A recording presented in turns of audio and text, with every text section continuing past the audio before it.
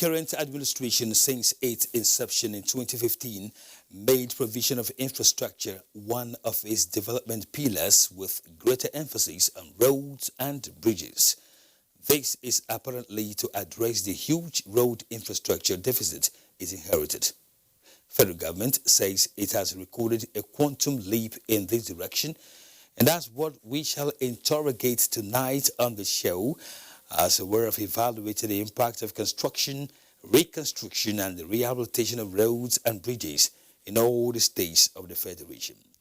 Today, we will be hosting the Minister of Works, Babatunde Fashola, who will join me at the appropriate time in the studio.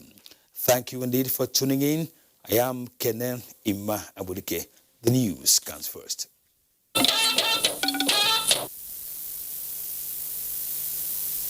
Now, troops of Operation Hadarin Daji have killed 59 bandits terrorizing communities and villages in Zamfara State.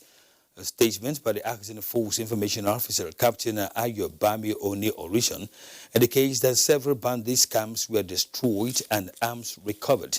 Similarly, one of the notorious bandit gang leader in Zamfara has been killed, while 400 cows were recovered from cattle rustlers during a clearance operation. The statement notes that some of the operations were seeking to credible information from members of the communities. Troops of the 26th Task Force Brigade have captured 10 high-ranking suspected Boko Haram members while attempting to sneak into some communities in Bita Boza local government area of Borno State. A statement by the Nigerian Army Operations Media Coordinator, Colonel Aminu Eliasu, indicates that the Army recently recovered 23 cattle from rustlers from troops of one division in Bereni Gwari local government area of Kaduna State. Similarly, 5 headsmen alleged to have murdered one Haliru Yahaya were arrested by troops of 3 brigades and the police in Bereniwa, Jigawa State.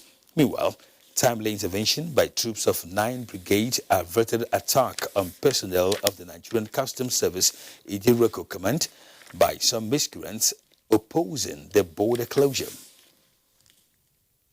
A criminal syndicate that specializes in the abduction and sale of children is in Kano Police Net. Elias Abdullahi Mustafa reports. More than 100 suspected criminals were arrested by operatives of Kano Police Command's Operation Puff Adder and the Special Anti-Robbery Squad SARS. Among them are 6 kidnapped suspects who are said to have engaged in the kidnap of little children in Kano and taken them to Anambra State for sale. They are Paul Onwe, Mercy Paul, Emmanuel Igwe, Ebene Obodu, Louis Duru, and Monica Oracha. Luck ran out of them while trying to take one of their victims, Haruna Bako, to Anambra State.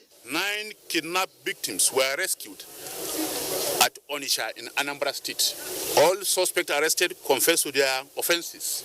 We kidnapped small children from Kano to Onitsha. We gave it to one woman at the rate of the first one 150, the other ones to 200,000. Another breakthrough by the command was the arrest of dozens of thugs, armed robbers, car snatchers, and other criminals.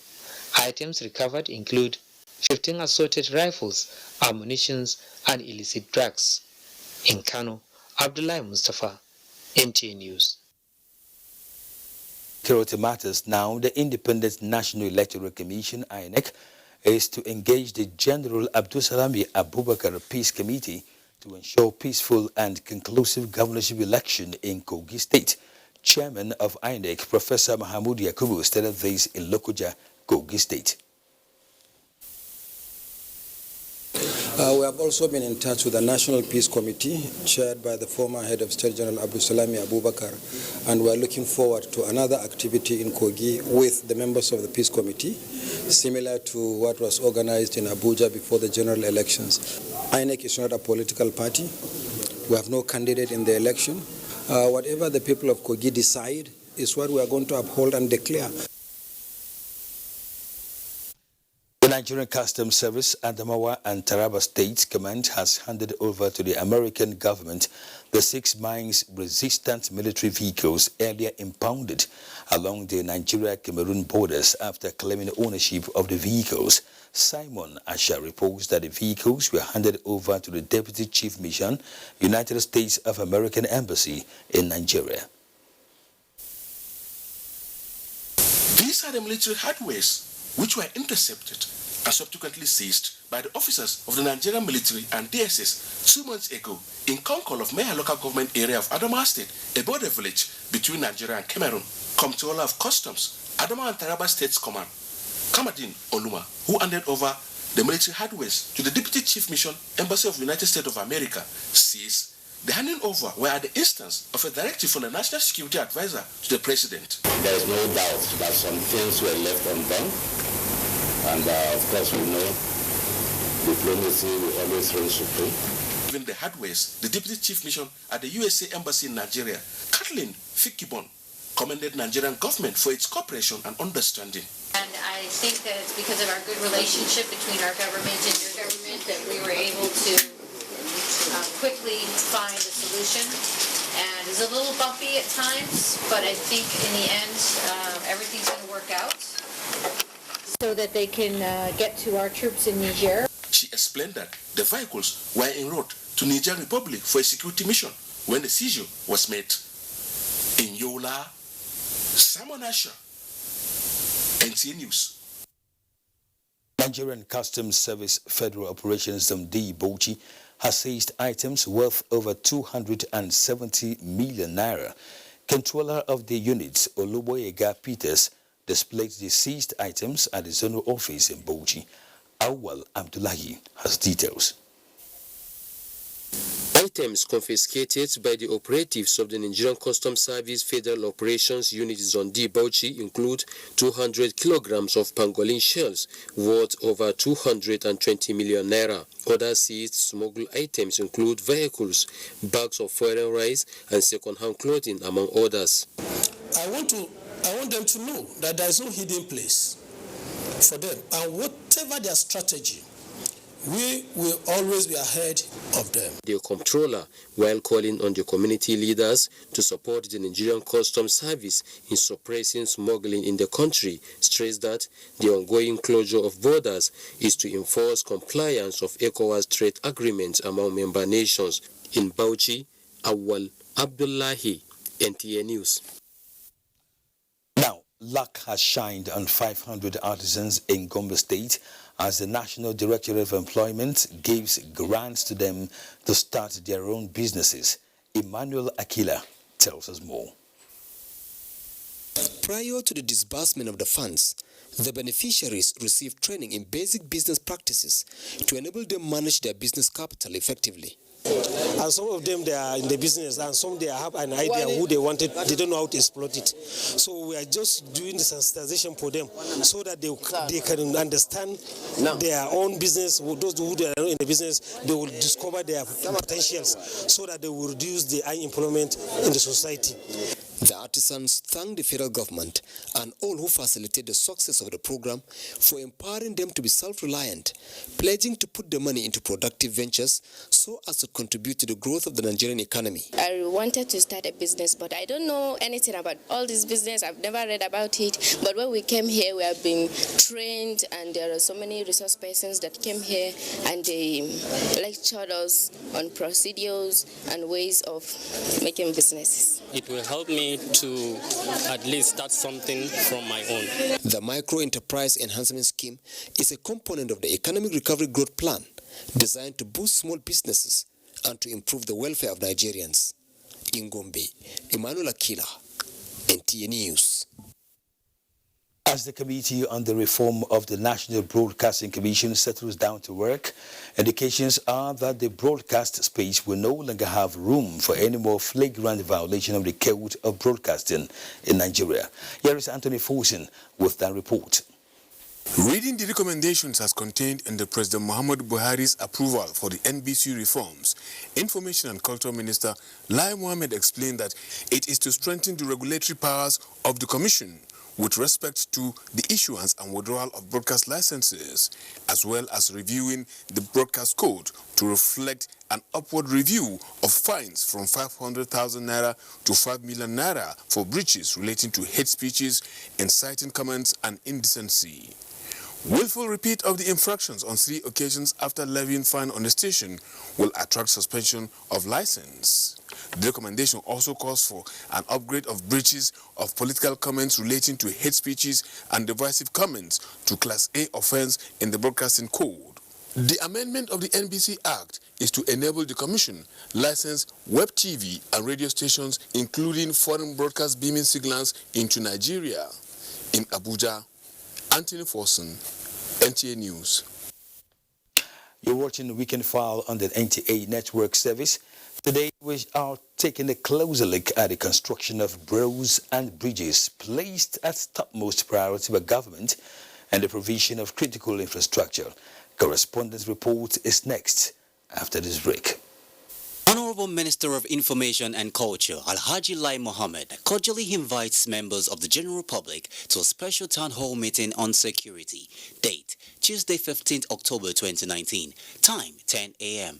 Venue, Katsina State Local Government Commission Conference Room, Kaito Road, opposite State House of Assembly, Katsina State. Deaconess Grace Isu Gekwe, Permanent Secretary, Federal Ministry of Information and Culture. Announcer. Your information dey important, just like your identity. Now the only way we fit take hala you. Make you go browse easy.gotvafrica.com. Sign in with your IUC number and mobile number and scroll down to personal details and address. Then check well to see say everything bam. You fit change the one wey not correct. To finish everything, just click the save button and it don't finish. Thank you. I make sure say my phone number dey correct. That's now why GoTV fit call me make I come collect my own awoof. Angel, time for my phone in that way because now my correct phone number dey for book. GoTV, live it, love it. Now look me again, no. Make you go do your own. Let's come together as we celebrate the uniqueness of our cultural diversity, showcase our creativity and ingenuity.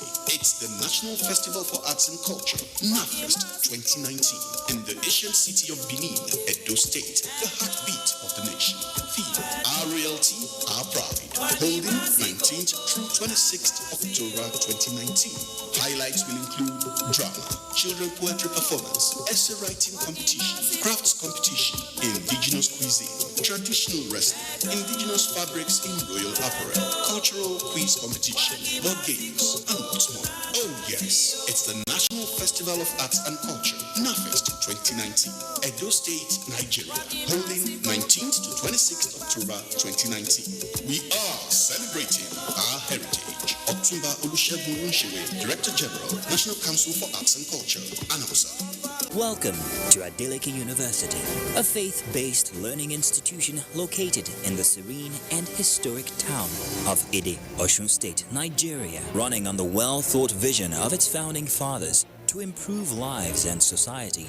The institution offers affordable and quality education. We are currently offering admission into our faculties of science, engineering, law, and art.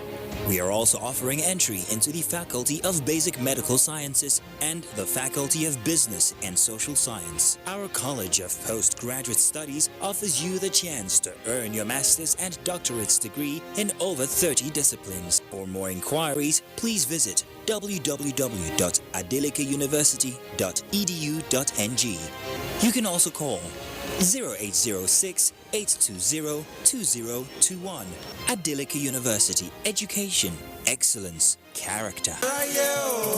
Hooray! NTA Abeokuta is 40. Come, let's celebrate 40 years of impressive TV broadcasting at the grassroots. On Thursday, 17th October 2019, there'll be a lecture titled Lens and Sound, Television, a tool for social reorientation and good governance. Guest lecturer, Professor Oluyemisi Oluremi Obiladi, Professor of Education and Women's Studies, Obafemi Awolowo University. Special guest of honor, His Excellency Prince Dapo Abiodun, Governor of Ogun State. Royal Father of the Day, His Royal Majesty Oba Adedotun Aremu Gbadebo, the Alake and Pramontrola of Egbaland. Chairman of the occasion, Chief Olatunde Anyela Abudu, Mayego of Egbaland. Chief host, Malam Yakubu Ibn Mohammed, Director General, NTA. Other activities lined up for the occasion include an array of awards to distinguished entities held to walk on Saturday, 12th October 2019, while Innovative March comes up on Tuesday, 15th October 2019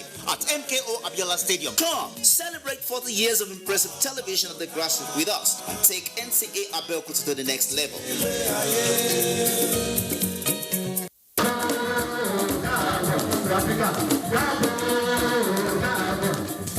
Their ancestors were taken away as slaves. Now they return as kings and queens on a pilgrimage back to the motherland. The third door of return ceremony, Diaspora Festival, Badagry, Lagos, Nigeria, takes place in Badagry from the 15th to the 20th of October 2019.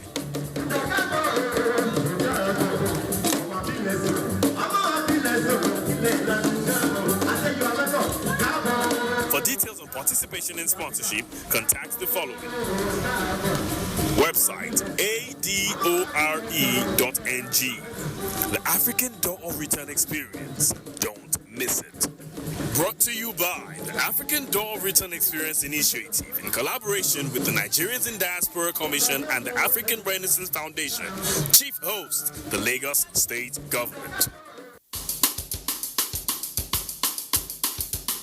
NTA and AIT, in a rare collabo with Hotspot, are set to beam the earth-shaking encounter live to millions of Nigerian fans as the Super Eagles of Nigeria take on the Sampa Boys of Brazil in a Grade A FIFA friendly next Sunday, October 13, 2019. For sponsorship and commercial bookings, please contact Faith on 0703-642-7156 and Rookie on 0708-164-9703. NTA, you can't beat the reach. AIT, first with sport. Hotspot, masters of the game. Welcome back as we begin this segment from the Nasarawa State, where Abubakar Usman Akwanga takes a look at the level of work at the longest dual carriage bridge in northern Nigeria of 4 kilometers across River Benue, linking Nasarawa and Benue states, the local Oweto Bridge. If the journey of 1,000 miles begins with a step, then the local Oweto Bridge is an example of that fruitful journey that started in 2012. For the community of Loko, the commitment by the Buhari administration to ensure the work is completed deserves commendation, believing the new project is a new frontier for greater economic prospects. If you could remember, last 3 years we were here, but it was one lane. If you look at it today, it is the 2 lane and it is completed. Contract specifications are strictly adhered to, and the entire bridge surface is now set for the laying of asphalt. As you see, this is Benue River, and along the year, the river can change its bed from 200 meters up to 2 kilometers. Like today, you see all the river is full. So many is the logistic challenges that we have seen here, but in the last 2 years, we had all the ability to finish everything without problem. We are satisfied with the level of work. The contractor has been doing a very good job, and coupled with the supervision staff too that we have. But the only outstanding work now is the approach road, which I think, if given all the necessary concentration, they will meet up. The entire project is strategic on hidden linkages to far-plunged areas of southeast, south-south, and northeast from Abuja axis and beyond. Chinyere Fesi Okoye from Anambra State reports that brighter days await the people of Southeast and beyond as work on the second Niger Bridge is fast progressing. The decision by the federal government of Nigeria to construct the second Niger Bridge was informed by the fact that the existing bridge, which was constructed and opened for traffic in December 1965, has become a risk. Recent visit to the site by NTA crew revealed that the site is temporarily closed. The last time our vice president came here, and if you can see, they meant the business. So we pray that this work will move fast. Controller Federal Minister of Works in Anambra State, Adeyemo Ajani, who gave an update on the progress of work through telephone, says the job has steadily moved up to 25% completion. All the tile foundation has been done across the river. We have raised the structure to above water. We are, in fact, in the next 2 weeks before we were to start launching the deck. That's the motorway. That's the deck of the bridge. So that's what we were supposed to do before this strike action. It will be recalled that the Minister of Works and Housing, Babatunde Fashola, recently at the end of Federal Executive Council meeting, announced that the federal government is to spend more than 200 billion naira in the construction of link roads connecting to the second Niger Bridge at Asaba and Onitsha ends. From Onitsha, Chinyere Fesi Okoye, NTA News. Supervisors in charge of Kaduna-Zaria-Kano Highway reconstruction are optimistic that work will soon speed up on the project as the rain subside. Ahmad Umar Kudan has the situation report. Kaduna-Zaria Highway, one of the busiest roads in the country with high volume of traffic, was in a state of neglect for more than a decade. It was a sigh of relief to motorists when the federal government in 2017 awarded the contract for the reconstruction of the entire stretch from Abuja to Kano to a reputable construction company at a total cost of more than 155 billion naira. Kaduna-Zaria axis is 73.40 kilometers and the project has attained 30% progress. This particular project is an innovative project. You can see that the equipment we have here, you cannot sit on any project in this country. Jafaru Salisu and Umar Abdullahi are among thousands of motorists who ply the road on daily basis. If the road is good, the drivers will not be having problem. Everybody will be moving smoothly. The effect it will have on my vehicle is my vehicle will be okay. At least I will reduce much expenses on the repairing and so on. The 12 bridges along the road have been certified fit, except one in Jaji that was burnt as a result of the accident that occurred on it. From Kano, Muhammad Raviu Ali reports that work on the 137-kilometer Section 3 Zaria-Kano axis has reached appreciable level. Chiromo Adakatsala axis has been completed, ready for use, while work is progressing on Konan Angora end. They are trying their best. We have made a reasonable percentage completion. They are doing some asphalt work in some other places whereby it has been partially open to traffic. We want to commend the federal government of the nation that the law will continue to help them. The project is expected to be completed by 2021. In Kaduna, Ahmad Umar Kudang, NT News. And from Cross River State, Justina Etim tells us about the federal government's intervention efforts in rehabilitating road infrastructure in the state.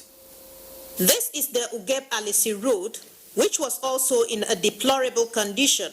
But with the federal government's intervention, motorists and commuters now have a cause to smile. Oh, the road was very bad. Even a gallop can swallow a full vehicle. But right now, as you can see, it's very smooth. Another project already awarded for reconstruction by the federal government is the Calabar Urban Road, while the construction of Ikom Bridge is ongoing. But the whole stretch of the road is about 330 kilometers. There are about 4 contracts going on this road now. Like the proverbial Oliver Twist, the people of Cross River State are appealing to the federal government to expedite action on the dualization of the Calabar-Odukbangi-Itu Federal Highway to ameliorate the pains of motorists and other users of the road. In Calabar, Justina Etem, NTA News. Now, Bayero University Kano is among the federal universities that have benefited from the present administration's interventions and roads network, and Mohammed Rabiu Ali takes the check at the project. For several years, road network at the Bayero University old and new campuses were in deplorable condition until the coming of President Buhari's administration, where 1.7-kilometer roads were rehabilitated in the new site. The roads rehabilitated include Yankari, Yakubu Bauchi, as well as Babao Kandam and Ibrahim Zaki Close, fully asphalted with drainages. Professor Muntari Yusuf has been in the institution for 36 years. Formerly there were pitfalls, and when during rainy season it will be very difficult for you to even enter your house. But now, because of the renovation, and there is culverts, and the road is good. Water has no route to pass, so we have flooding all over. In fact, this flooding do get into some people's homes. But after this intervention, in this rainy season, it has been cleared. Director of Physical Planning Unit, Garzali Munir, says the intervention has brought ease of movement within the campus. We are happy that we are still taking to the government to go and do more for the university. Most of the staffs around maneuvering within the road networks, they are finding it easy to move around without any difficulties, no potholes, no any other problems along. The rehabilitated roads are expected to stand the test of time. That was Benny Adams. Now the Apapa Oshodi and Lagos Ibadan Expressway are to gulp a total sum of 141.8 billion naira. The huge investment in these road projects by the federal government is not only aimed at providing the necessary support for the social and economic growth of Lagos, but also to ease the stress of transporting persons, goods and services across the state and beyond. Here is Dr. Noguyemi with that one. This situation has persisted on the Apapa Oshodi Expressway, which is one of the direct routes to the Lagos ports. But the situation is about to change with the ongoing reconstruction to change the road surface from tar to concrete, presenting a more lasting solution to the road's deterioration due to the presence of heavy-duty trucks. The road, which also connects the Lagos-Ibadan Expressway, accounts for over 70% of traffic into Lagos, hence their priority status. The huge sums earmarked for the project, according to the supervising ministry, will ensure timely delivery. We've started work on all the 4 sections. Simultaneously, recall that we have independent teams that will be tackling the reconstruction work on all the sections. And as we speak, work has started already on Section 1, Section 3, and Section 4. And on Lagos-Ibadan, work is also in progress, especially along the diversion areas. So, but the most critical one is that at that the Kara Bridge towards the Bega bus stop. Aside the Lagos-Ibadan and Apapa Oshodi road projects, the federal government is also carrying out maintenance on other roads and bridges in Lagos State. We have a major project along Lagos-Badagry Road. That's between Iyana-Igbolerin and Agbara. For now, motorists on the Apapa Oshodi Expressway are making use of the service lane while the reconstruction works are ongoing. In Lagos, Dr. Miami, NTA News. So much from the field, and the Minister of Works and Housing, Babatunde Raje Fashola, is in the studio to give a further analysis to the issues raised tonight. But that will be after this break. Maybe say now today or 4 days when my girls won't come visit and I need to come go expire. Oh my guys, they can't follow me watch this match. I must not fold the hand.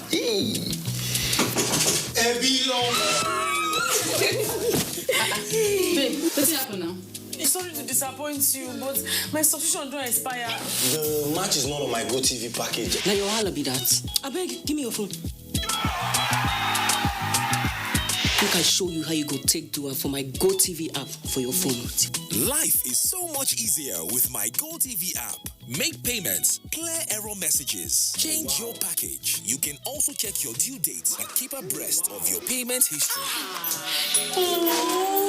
With the corner, Matip is there.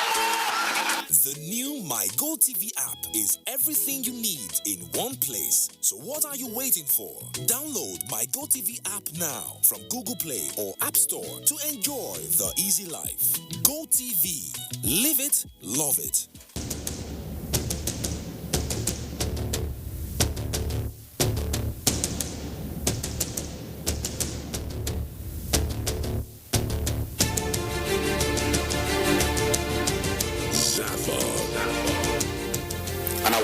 has succeeded to cool a galaxy of stars from the north, south, east to the west, and central Africa, and also those that are domiciled beyond the shores of Africa under one roof.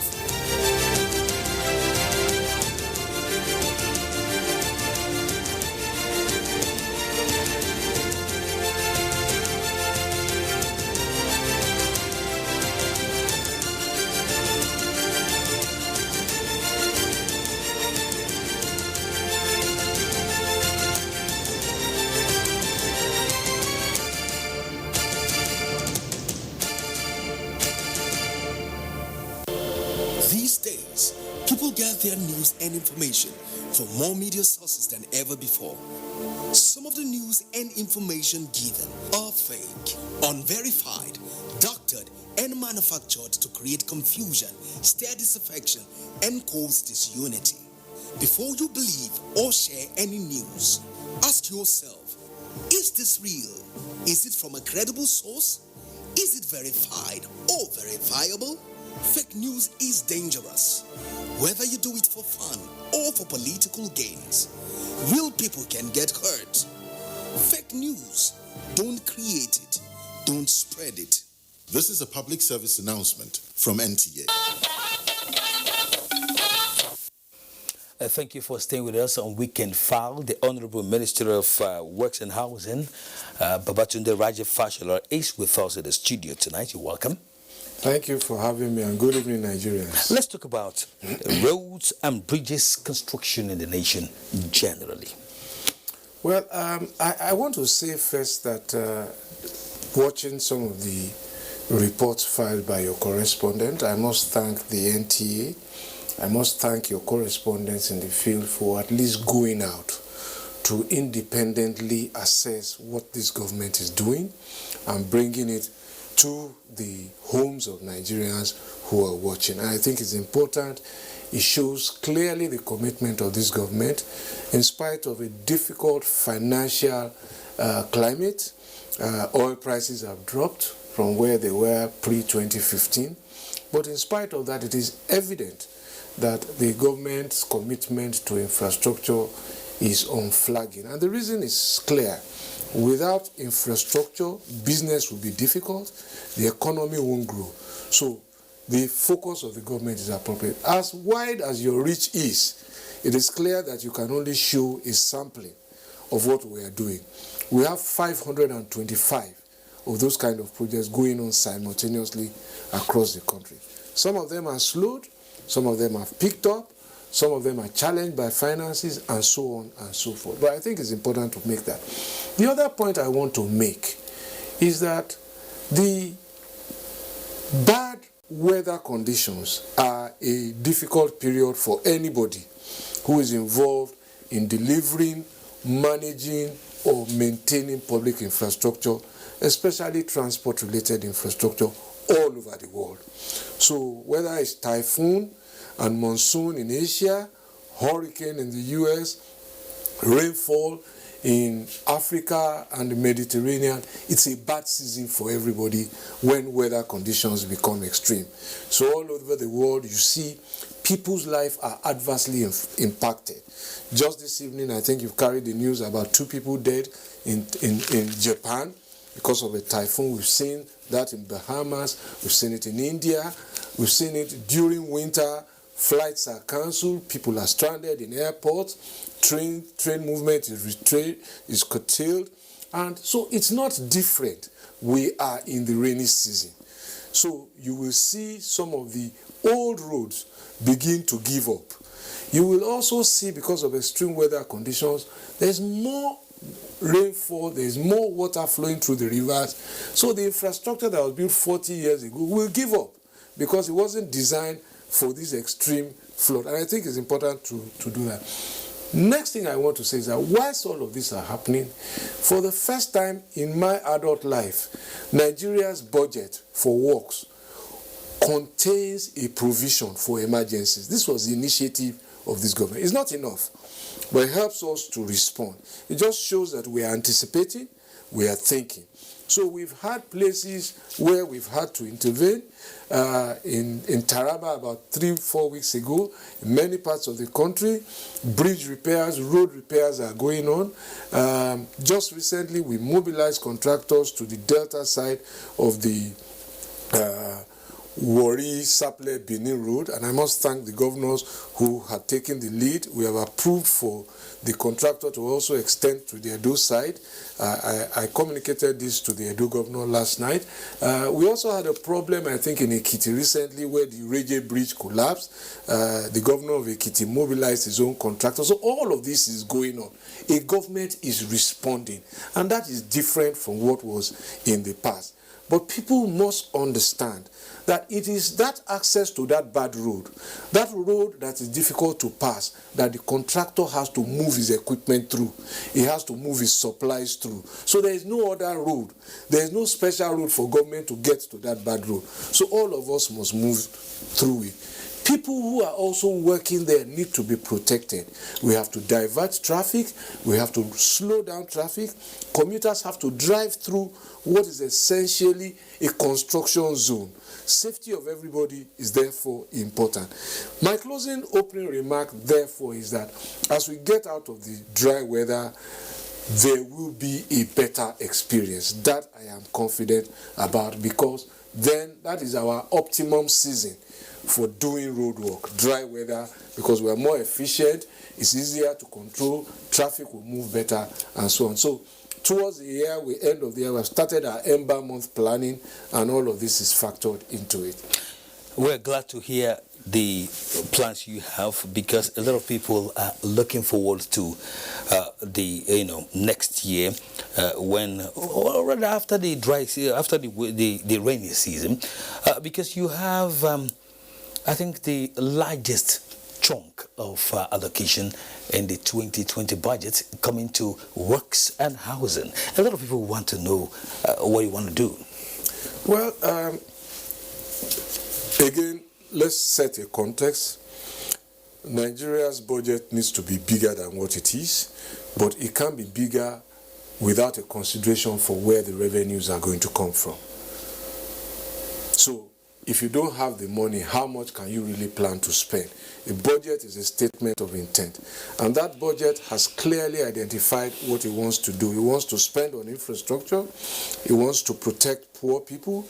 It wants to help the states to discharge their obligations through increased revenues for VAT, 85% of which will go to the state. It proposes that these resources should also be spent on infrastructure, education, and healthcare. And so the outlook of the budget, for me, essentially, of what it proposes to achieve is fine. What are the economic realities? We don't have enough money. We have a deficit which we need to finance. We also need to service our debts. Yes, people say, oh, why are you spending so much on debt? If we default on our debt, we lose all our plans. So countries like Argentina, Venezuela, and some of them have defaulted on their debt, so you are no longer credit worthy. And if you are not credit worthy, you can't plan, you can't invest. So again, while it is high, we need to bring down those costs of debt servicing. It is important that government is focusing on making itself continuously credit worthy, keep its sovereign rating, and so on and so forth. Now, in terms of the budget size, how much is proposed? 261 billion. It will not be enough to discharge all our obligations. Like in any home, you want to do so many things. You want to pay school fees. You want to buy clothing for your children. You want to pay rent. You never have enough money, so you have to prioritize. So one of the things we have recommended is, first, slow down, if possible, stop new projects. Commit your limited resources to completing projects that are nearing completion. So we have about 78 of those type of projects that we want to concentrate resources on and finish them. Like some of the bridges you have shown, Loko Weto, Lagos-Ibadan Expressway, Kaduna, Abuja Zaria Highway, the roads to the port. Those are roads that carry heavy goods, heavy vehicles, heavy traffic, and those are roads that drive the economy. They lead to ports. Roads like Suleja Mina Highway, which leads to fuel depots and so on. So those are going to be our priorities. Roads to agricultural areas like the Enugu-Port Harcourt that connects Ebonyi, Anambra, and all of those states, Suleja, Sokoto, Tambuwa, Kanu, Maiduguri, that focus on the high priorities of the economic objectives of this country. Move energy, produce and deliver agro-produce, move petroleum products, enable businesses move effectively, and so on and so forth. So no nation ever has enough money anyway. So those are the priorities. But we have outstanding payments, and we have made this known to the President, and his commitment to do his best within the constrained fiscal space to support the infrastructure objective, not only of my ministry, of transportation, of aviation, is so critical because those are the things that will drive growth. And let me just say in closing on this matter, that every time you see all of those equipment that you have shown, you see men managing caterpillars, you see men moving and mixing concrete, you see men tying iron rod, it's a supply system, an entire ecosystem that feeds hundreds of thousands, if not millions of families. Before all of these materials get there, they come from quarry where rock is blasted, laterite is mined, people transport them. So this is an economic intervention. It's not what the public who drive the road see is just the finished project. What all of the people in that value chain experience is an opportunity to get a living. These are part of Mr. President's commitment to lift 100 million people out of poverty by making this kind of investments. It gives people an opportunity to work instead of begging. All right, tell us a little bit about the second Niger Bridge and the challenges as we speak. Oh yes, we had a problem. There were local issues, union issues, but the good news is that it's been resolved.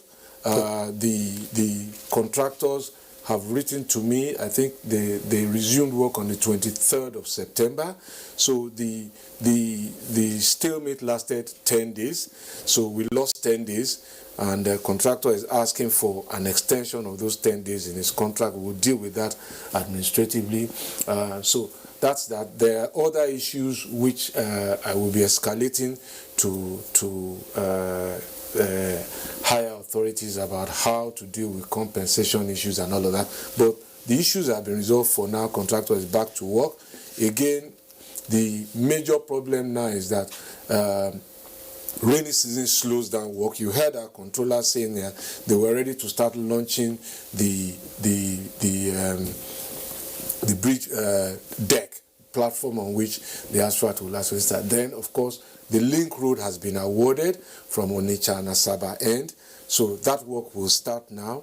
It's a combination of about 18.7 and 17 point something kilometers, about 35, 36 kilometers that has to be constructed. But we're on track to deliver. I'm sure our viewer would like to know what tolling is all about, concerning your Okay, let me say first, I've read most of the reports about what I said regarding tolling. Let me say first that when I briefed the State House correspondents after the Federal Executive Council of that day, my brief was limited, as is the custom, to the policies and projects approved in council. The projects approved in my ministry that day were for two roads, the Suleja-Mina Road and the, I think, Ilesha-Ibadan Road, I believe. Now, so there was no brief. There was no policy discussion in council about tolls. The question came up as a question from the correspondents to me, asking when tolling will start, what happened to the Federal Roads Authority bill, whether that affects tolling. And I said, no, it doesn't affect tolling. The existing law allows government to toll, and people have formed different impressions about it. Let me be very clear. Tolling is part of our existing law. It will happen. It will happen on completed sections of roads, not on uncompleted sections of roads. There's still a lot of work to be done, and we are trying to ensure that the tolling administration is more efficient to overcome the problems that characterized the previous regime and some of the reasons why it was reportedly cancelled. We want to use technology, create independent platforms for payments, scratch cards, e-accounts, contact cards, and so on and so forth. That's a lot of work still going on. We have a design. We are acquiring sites to make sure that there is limited, if no congestion at all, at the toll plaza, so that we can have between 8 to 10 toll gates simultaneously. We want to install way bridges at the tolls so that we ensure that vehicles do not abuse our road by excessive loading. This is what happens in the modern world, and Nigeria will not be left behind. The last thing to say about tolling is that contrary to the reports in the media that this was part of government's policy to raise revenue along with VAT, they are not connected at all. We didn't even discuss it in council, talk less of discussing it as a revenue raising strategy. But what people must understand is that tolls also create employment for people who manage the tolls, and we hope that some of the proceeds, if they are substantial, can be used to maintain the roads and prolong their shelf life, their design life, which is what Nigerians have asked for. Whether they will be enough depends on the traffic count. Some of the traffic counts that we're seeing don't suggest that they will be enough, but it would help. So, but just to be clear, it wasn't a revenue-raising strategy. It wasn't discussed as such in council. It arose as a question by correspondence to me, and that's as much I will say now. When we are ready, we will announce the toll policy, we will announce the toll regulations, we will announce the toll rates, we will announce who will operate, we will announce which areas we will start with. And definitely, we hope it will be favorable to all. Of course. All right. Let's take you to one of your appearances at the National Assembly, where you told the House of Representatives Committee on uncompleted projects from 1999 to date that there are no abandoned projects in your ministry, and that the legislature and the executive should come to a consensus that there should be no more award of new contracts from the 2019 budget upward. So, where are you coming from? Well, I think the term speaks for itself. I've told you we have 525 projects across Nigeria. There is no state where we are not executing one project or the other. And since we resumed, the President's mandate to us is complete and own all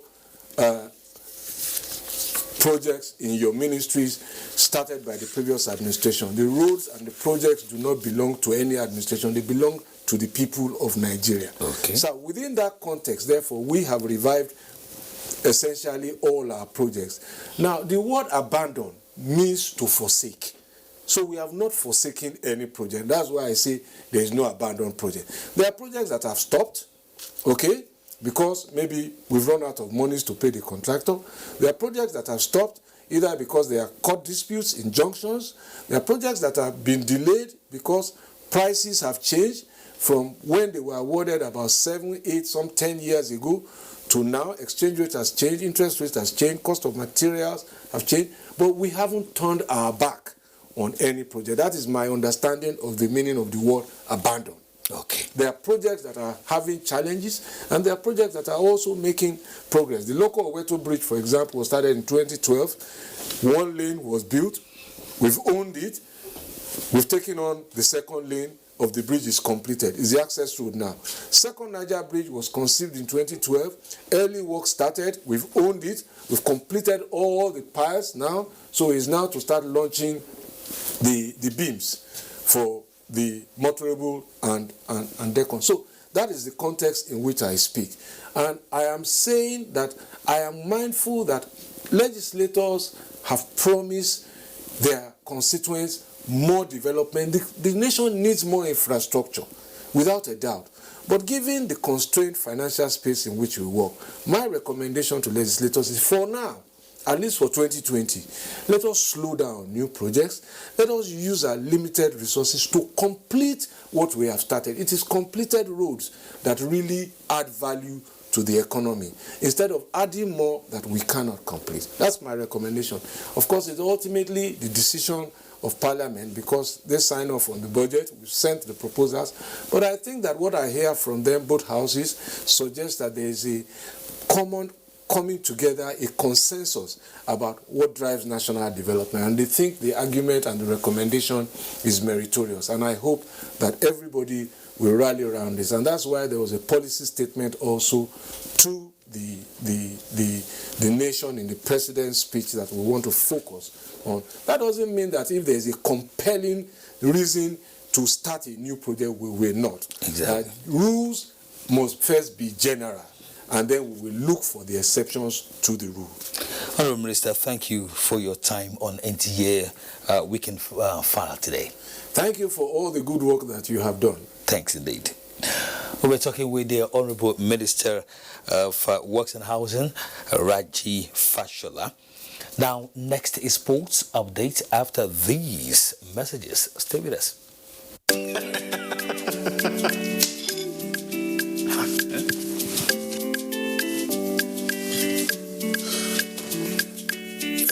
That channel where you watch just now don't waka, no panic. There's me no panic. You go do it by yourself like ABC. Oh yeah, press the menu button on top your remote. Scroll up and down till you see Information Central. Then press OK. Press OK. Check the signal strength and quality. If the signal strength and quality pass 70, make you press the exit button, go back. Go advanced options, then choose installation, then go to reset and press OK. Press OK. Wow, now you self fit catch all those channels wey be one miss road by yourself. Yes, make your groove for no loss. You see as I do am, abi? And I see as I do am. Go TV, live it, love it. And I see as we do am. Thank you. Thank you, sir. Please, did you hear that? Of course I did. That is Village Elmaster tune. So, Auntie Amebo was not gossiping then? Village Elmaster is celebrating 50 years. 50? Already? Wait, you mean people have been watching Village Headmaster since 1968? How time flies. I have retired, but not tired. And now 50 years now. So because of that, we won't get a big party. New date, now 28th to 29th October 2019. Now me and my body invite you now, and my belly just is sweet. Because I don't say all those people they drink my party, then go come drink the tombo again. And me, radio jam they call you now. They could not forget it.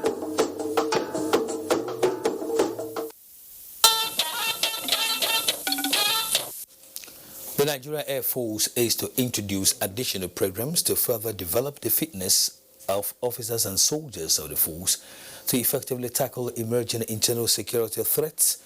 The Chief of the Air Staff, Air Marshal Sadiq Abubakar, announced this in a message at the third quarter route march in Abuja. Defense correspondent Ismail Musa covers that event.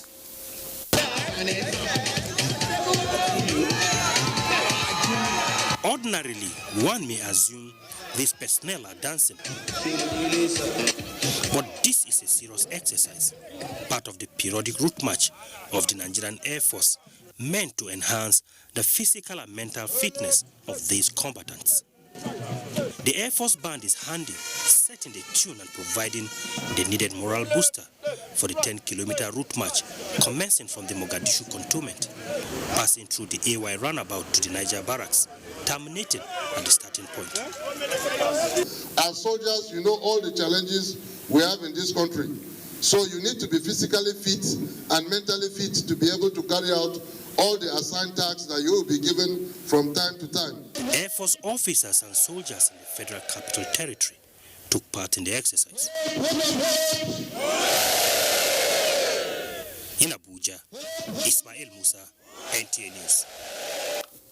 On our sports update, Special Eagles win silver at the Africa Amputee Nations Camp in Angola. Here is Gift George with more.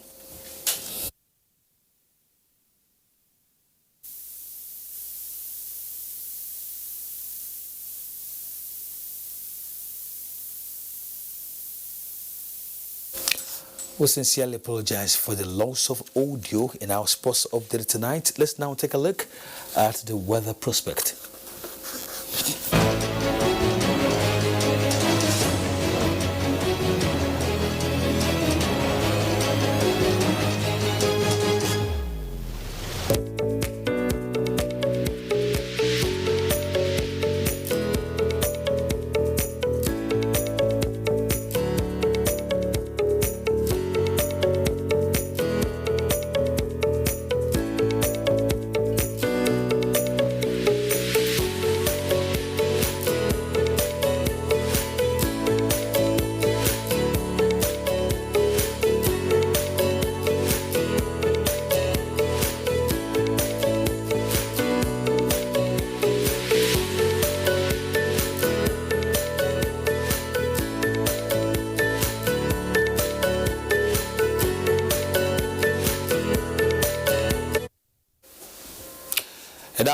Weekend File on the NTA Network Service tonight. Thanks indeed for watching. My name is Kenneth Ima Abodike. I'd like to urge you to join us again next weekend for a fresh edition. Good night.